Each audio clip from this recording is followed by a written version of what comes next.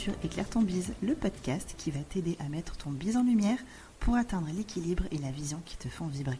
Je suis Vanessa, maman de jumelles, salariée à temps partiel et mentor business, et j'ai décidé d'accompagner les entrepreneurs à jongler entre leur vie pro et perso sans négliger aucun des deux. Si tu sens aujourd'hui que tu es freiné ou que tu stagnes dans le développement de ton business sans comprendre l'origine du problème, arrête-toi, tu es au bon endroit. Hello et bienvenue sur ce nouvel épisode d'Éclaire ton bise. Je suis contente de te retrouver aujourd'hui. Pour changer, cet épisode va parler un peu plus de moi et de mon activité, c'est un peu plus les coulisses chez Douce Alternative. J'avais envie de faire cet épisode pour te parler un peu de slowpreneuriat, de minimalisme et de la vision que j'ai un peu pour mon activité, me disant que certainement ça pourra t'inspirer ou t'aider à en faire autant. Comme beaucoup d'entre vous, je pense, je suis maman ou j'ai un temps limité, c'est-à-dire que je suis aussi salariée à temps partiel à côté de mon activité freelance. Ce qui fait que je n'ai pas beaucoup de temps à consacrer à mon activité entrepreneuriale, même si l'objectif c'est que ce soit beaucoup plus que ça. Aujourd'hui, mon temps est limité. Et donc, dans cet objectif, j'ai fait un plan un peu de mon business actuel et j'ai décidé de mettre certaines choses de côté ou d'en modifier certaines ou d'en améliorer d'autres, tout simplement pour simplifier au maximum et clarifier mon propre business. C'est quand même ce que je vous conseille le plus souvent possible, donc il n'y a pas de raison que j'y passe pas aussi. Et donc je suis passée par certaines étapes ces dernières semaines pour faire moins en business mais mieux et retrouver du plaisir dans mon quotidien. Il faut savoir que je délègue depuis bientôt 1 an maintenant, donc au départ à une assistante virtuelle et je travaille avec une business manager qui m'aide aussi sur la partie stratégie. Et donc ça complexifie un peu les choses parce qu'il faut avoir des process un peu établis, il faut savoir communiquer ce qu'on a envie et il faut aussi lâcher prise. Et au-delà du lâcher prise, parce que il faut bien garder en tête que quand on délègue, ça peut jamais être fait comme on l'aurait fait soi-même. D'ailleurs, c'est pas le but, l'objectif c'est de laisser quelqu'un d'autre prendre le relais, de passer moins de temps soi-même à réfléchir sur certaines choses sur lesquelles on n'a pas d'intérêt spécifique, de passer du coup plus de temps sur autre chose. Donc c'est dans cette optique-là que je délègue depuis presque 1 an maintenant. Et du coup, j'avais besoin de simplifier certaines choses au niveau de mon activité. Donc j'ai commencé par retravailler sur mon identité visuelle. Donc la dernière fois que je l'avais travaillé, c'était dans le cadre de l'offre L'œil d'une pro avec mon amie Lucie Moutin, qui m'avait permis vraiment de mettre un regard un peu plus neuf et un peu plus professionnel sur ce que j'avais bidouillé toute seule au départ. Donc ça m'a permis vraiment de retravailler aussi bien les polices que les couleurs et les éléments, les fonds, etc. que je peux utiliser sur mes posts Instagram.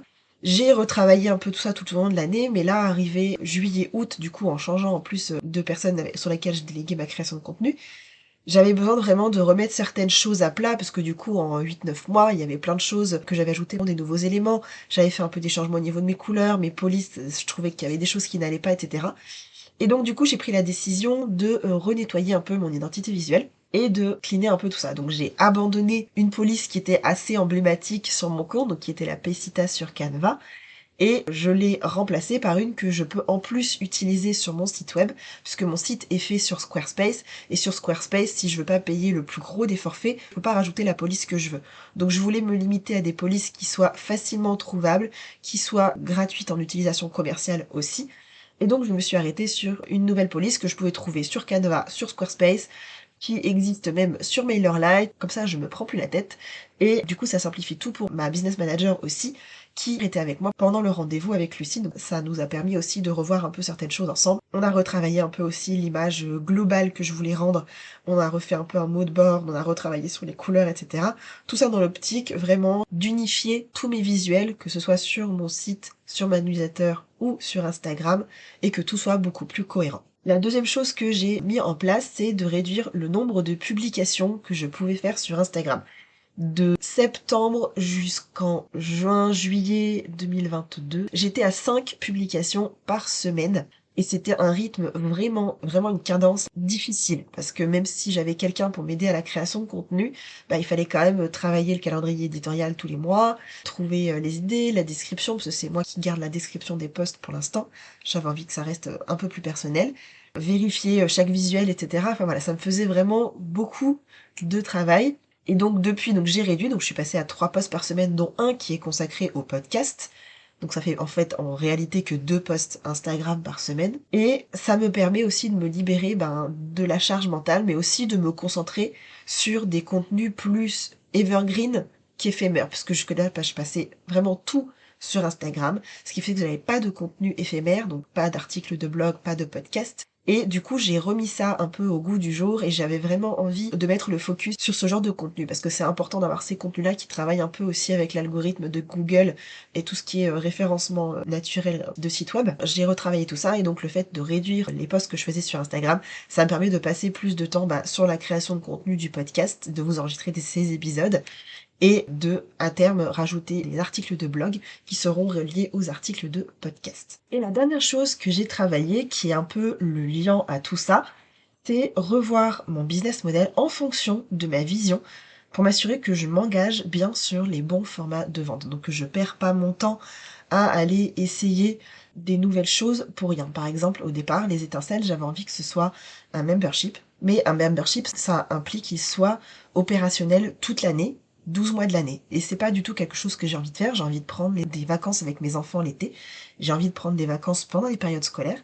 Et faire un membership, en tout cas la vision du membership que j'avais avec les étincelles, ce que j'avais envie d'en faire, ça ne m'aurait pas permis en fait de prendre les vacances comme je voulais, ou alors il aurait fallu que je trouve un prestataire pour déléguer les périodes où j'étais en congé. Bref, du coup ça n'était pas possible du tout. Et j'ai réorienté le business model que je voulais faire pour les étincelles vers une formation accompagnement de groupe hybride, mais qui sera longue durée, donc sur environ 6 mois. Pourquoi j'ai fait ça? Parce que, comme je vous le disais, mes valeurs, c'est pas de travailler comme je le fais aujourd'hui, 5 jours par semaine, 42 semaines dans l'année, quoi. Vraiment, c'est pas l'objectif. Je veux pas travailler 40 heures par semaine, quoi. J'ai vraiment envie de ralentir le rythme dès que je serai à 100% sur mon activité entrepreneuriale, de ne travailler que 3 jours et demi, 4 jours max par semaine, avoir un jour pour moi, un jour pour mes enfants, et me contenter du reste de mon temps pour vraiment travailler avec mes clientes sur ma création de contenu, la gestion de mon business, etc. Voilà, donc c'était l'objectif un peu de ma réflexion, c'était vraiment de réunifier tout ce que j'ai mis en place ces derniers mois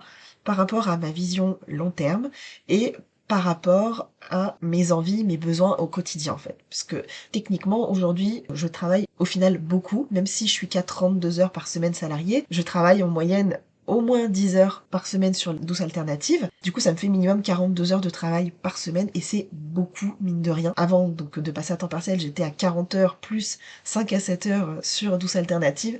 Voilà, j'ai envie de réduire de plus en plus et pas de rester sur ce rythme-là. Et comme c'est ce que je recommande à mes clients, ce sur quoi je travaille dans le cadre de la lanterne avec elles, j'avais vraiment envie de remettre un peu ce coup de nettoyage sur mon business, de passer un peu la poussière, de vérifier s'il n'y avait pas des moutons derrière un meuble caché. Et voilà, donc du coup c'est un peu tout le travail que j'ai mis en place ces dernières semaines. Et je voulais partager un peu ça avec vous parce que je sais que c'est des choses qui reviennent souvent dans les conversations que je peux avoir MP sur Instagram. On me demande souvent comment tu fais pour adapter ton business à ton quotidien. Et ça passe par tout ça. Je repatraille sur ma vision, sur mon business model et puis j'extrapole un peu avec comment je fais pour la création de contenu, comment je fais pour mon identité visuelle, qu'est-ce que je veux déléguer pour gagner du temps au quotidien. Voilà pour le contenu de cet épisode, j'espère que ça t'a plu et que ça t'a donné l'occasion de réfléchir à certains points sur ton activité à toi. Si c'est le cas, n'hésite pas à me faire un petit commentaire sur Instagram ou à me laisser une note, une évaluation sur Apple Podcast ou Spotify.